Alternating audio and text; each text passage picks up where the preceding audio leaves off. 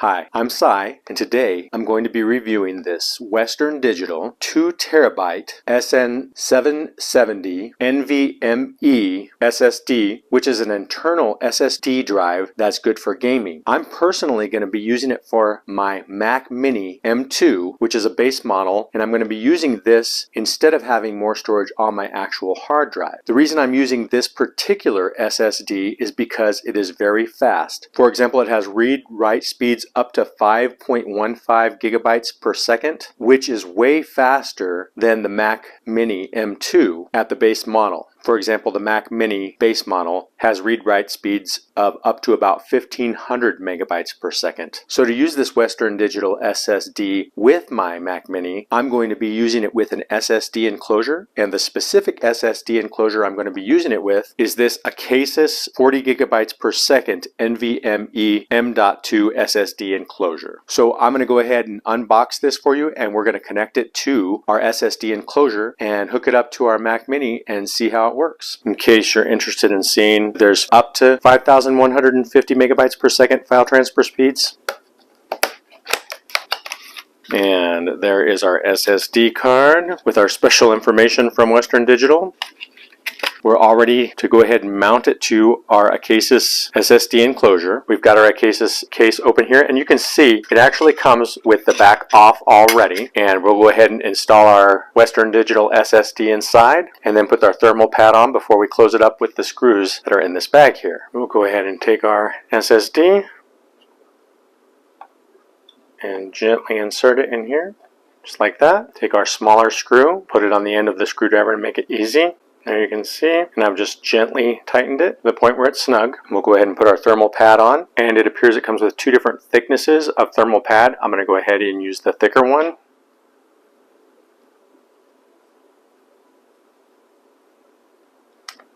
And then we'll go ahead and put our case cover back on.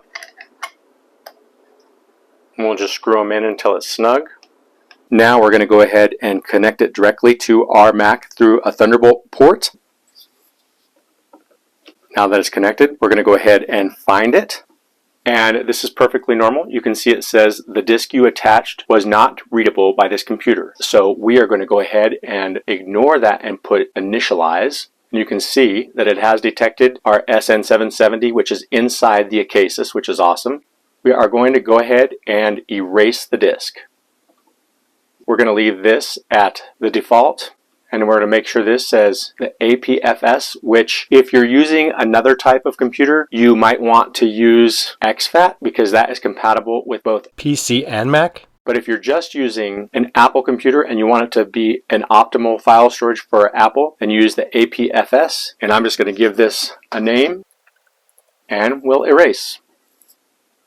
And we'll say done. And we'll go to our external SSD. And you can see that we have 2 terabytes free. So our external SSD is where we're going to be putting our Photos libraries, our iMovie libraries, and our Final Cut Pro libraries so that we can optimize our machine, and I'll show you how to do that right away. And so you can see here, I went to our movies, and you can see that you get it through your user. So find your user, and then you go to movies, and you won't see these here, the iMovie library and the iMovie theater, if you've never opened up iMovie. So if it's your first time and you don't see these here, then you go ahead and double click on your iMovie and it'll open up, and then you'll see these two files appear here. And so you can see here, I have the external storage, which is our SSD enclosure with the SSD inside. And I have created a folder for iMovie. It's currently empty, but we're going to go ahead and open it up. And it's called iMovie External. You see it's empty. So we're going to go over here to our movies, and we're going to highlight them both. While they're highlighted, say Command C. Now I've got them copied, and I'm going to go over to my external storage where I've created the new folder, and I'm going to say Command V. And now I've copied them there. Now if you have a large iMovie file, meaning you already have movies on it, then you'll want to be more careful than when I'm going to be doing this. But it's basically the same process. You're copying your iMovie libraries over to your external hard drive. So now that I've copied the iMovie library file and the iMovie theater file over to my external drive, I'm just going to delete the iMovie library. And so I'm going to go ahead and put that in the trash. And now I'm going to train iMovie to recognize the external files. So I'm going to go ahead and rename them so it's clear that there is an external file. So I'm just going to say external. The next thing to do then is to go to the applications. And so I'll highlight it first, but then I'm going to hold the option key down and I'm going to double click and I'm going to keep holding the option key. So I've double clicked. Now you can see I want to use my iMovie library, which is the external library. So I'm going to go ahead, click on it, and I'm going to choose. And now iMovie should be trained to open up to our external drive. So I'll go ahead now and I'll just say quit iMovie. Now I'm going to go back to my applications. I'll open up a new window. Go back to my applications, double click iMovie, and it should open up to this external library here. So I'm going to go ahead and do that. And now you can see I'm in iMovie, and if I click here on media, you can see iMovie library external. That's the only library it shows, and that's the only one we have. And this was a fresh install, so I wasn't worried about losing anything. If you are doing this with a library file that has lots of movies in it, go through these steps and verify that you've got all your movies in your new library before you delete your old. Now that I've done that, I'm going to go ahead and just control click or right click on my trash and say empty the trash. And it says, you sure you want to empty the trash? Yes. You can see there's nothing in my trash, and we can go back to the Finder windows and you can see there is no iMovie library inside of my movies anymore. I'm working completely off the external iMovie library. So for now, we'll go ahead and close iMovie, and we're going to do a similar thing with photos. You can see here, I'm in my pictures. That is where your iPhoto library will be, but I'll show you another way to find it in case you don't find it easy from your desktop. So for example, under my user, in pictures, this is what we're looking at, and we're going to copy this to an external drive, which is this drive right here. You can see I created this folder. So I'm just going to open it up here, and that is where we're going to copy our file. But first, we're going to go ahead and open up Photos, and if it's not here, you can find it in your applications. I'm just going to double click it. This is the first time ever opening it, and we're going to make sure a couple of things are set up right. And this might be especially important for you if you already have photos in your library, which I don't. So we'll open it up. We'll just say get started. Let's look at my imports. I shouldn't have anything in here. Okay. And so we're going to go up to our Photos, Preferences, or Settings in this case. And you can see it says it's under my user, the pictures, and where I showed you. And so I could say Show in Finder, and you can see here it is up here. If we look here, there's some settings that we can check, but one thing that is important is to make sure that you copy your items to the iPhoto library. You want to have this checked just to make sure that your photos are actually in your library. And if we go here, you're going to see this is going to be something that's going to be important for you, especially if you have lots of photos, because you might have photos in your library, but they might not be stored there. They might be all in iCloud, or many of them might be in iCloud. So you're going to want to say download your originals to this Mac. What I would do in this case is I would go ahead and close out of your photos after you've done that change in your settings. Then I would reopen it and then just make sure that your photos are on your photo library and not just stored in the cloud. So that's a very important place to check there. Once you've done that, you can go ahead and close Preferences for now, and then you can close your Photos, so you can quit your Photos, and then we are just going to simply either drag our Photos library over here, which would make a copy, or I can just say Command C, and that copies, and I'll put my mouse and click on my external photos place, and I'm going to say Command and V.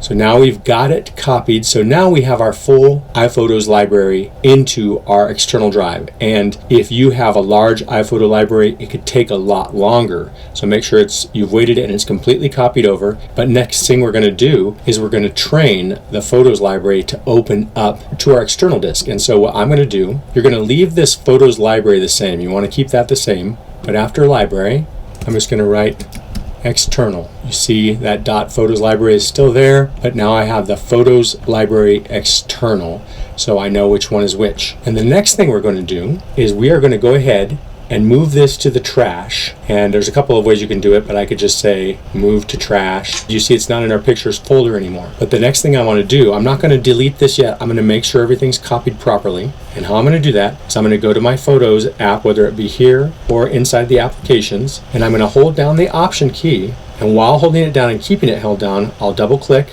And you see now I've had it open here, and it's asking me where I would like to open my library. And so I'm going to say Photos Library External right here. And I'm going to choose that library. and it's going to open, and you'll see basically it's the same library as before because I copied it, has nothing in it. And if we go to our preferences now, which is settings on this new computer, and you can see here external, photos, external, and it says photos library external. Now our Mac should understand that that's what we want to open by default. So I shouldn't have to use the option key next time, but let's go ahead and see if it worked. I'm going to close photos down, quit photos. And so I'm going to go ahead and empty the trash and say yes. And now I'm going to double click on photos without the option key, and it should open up to my external drive. And now let's just go to our preferences again, or settings, and external, photos, external, and photos library external. So now my photos library is completely running on the external drive and saving me space. Another important thing regarding iPhoto, when you're running it from an external drive, you see the path, photos external, and where the library is at. If this is not grayed out, go ahead and click on it and say use as system photo library. That way they're automatically connected when you open up iPhoto. So now we're going to do Final Cut Pro in case you use that for your movie editor. Now we're going to move our Final Cut Pro library to our external disk, and we'll check a few settings that you may or may not want to use in order to optimize your storage. You can see here, if we navigate over to this side here, you can see I have a movies section, and I can click on that, and you can see I have these in here right now. There's nothing with Final Cut Pro yet, but in case you don't see movies here, what you can do is you can go to Finder and to Settings or Preferences, and then where it says Movies right here, you can just check that box and it'll show. And so we can go ahead and close out of that then. And the next thing we want to do is go ahead and open up Final Cut Pro. I'm going to do that from inside the Applications folder. So we'll just open it up.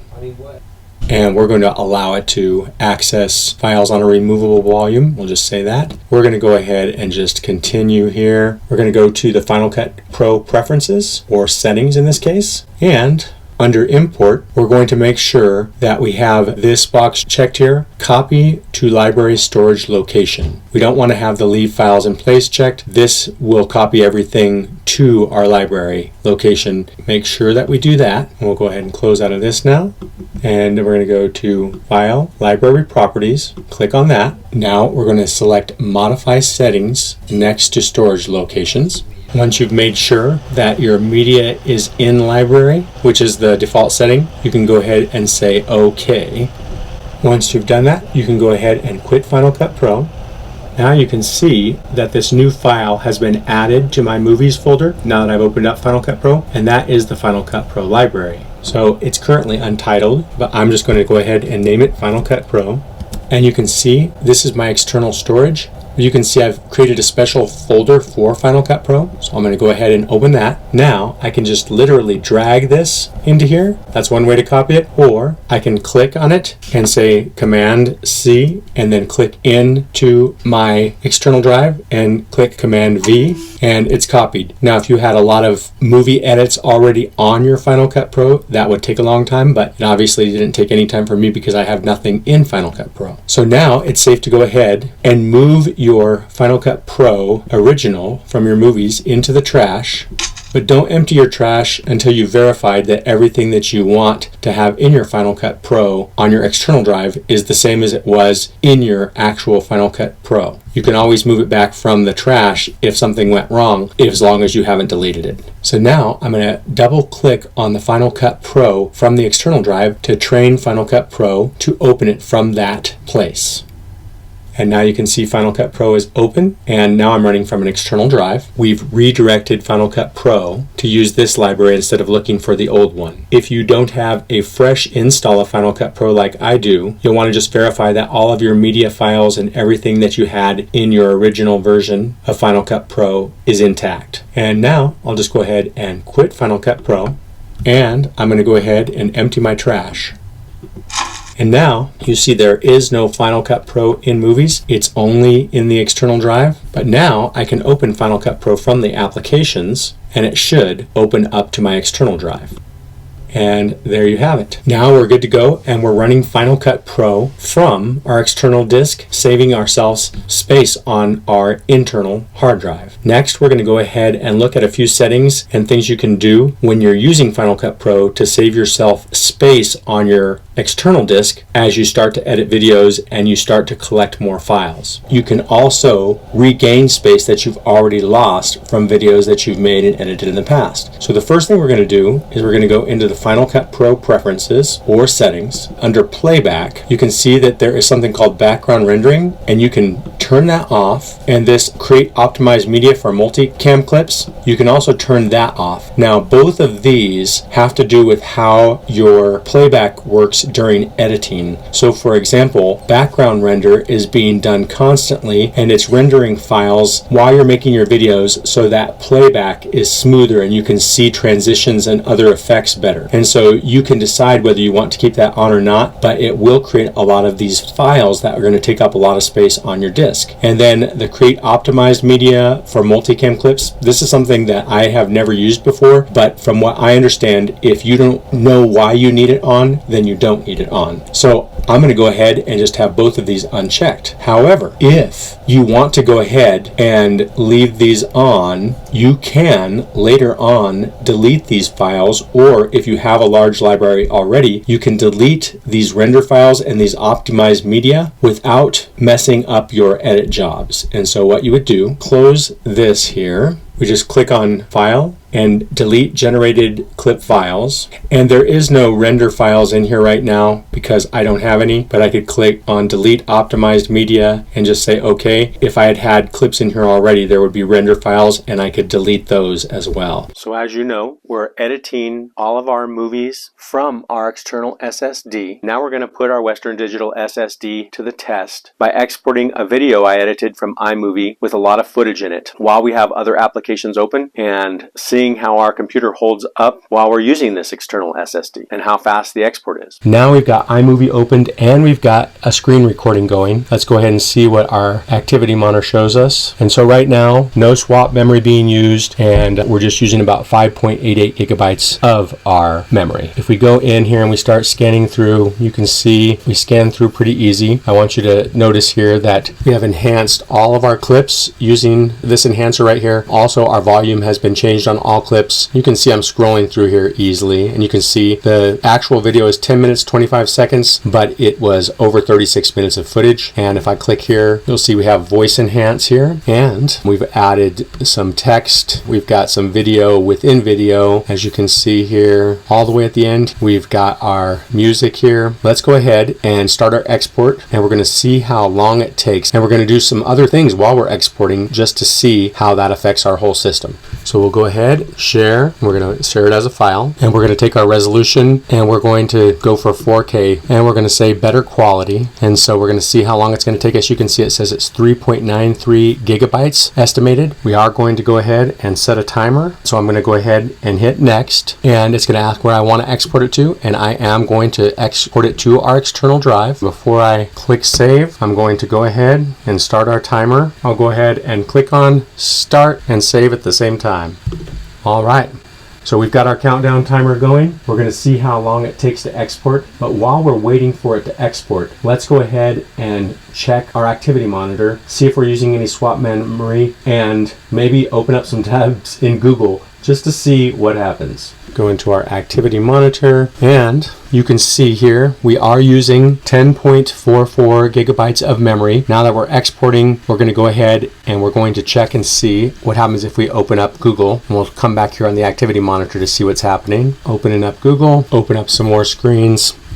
Let's scroll through here while the video is downloading and see what happens here. Looks like we're still getting a smooth playback when we scroll across our screen here, which is kind of cool. I'm just going to go ahead and check back in a few with you when we're getting closer to the download being completed. It's also very good to know using our ACASIS SSD enclosure with our Western Digital SSD is saving rewrite space on our main hard drive.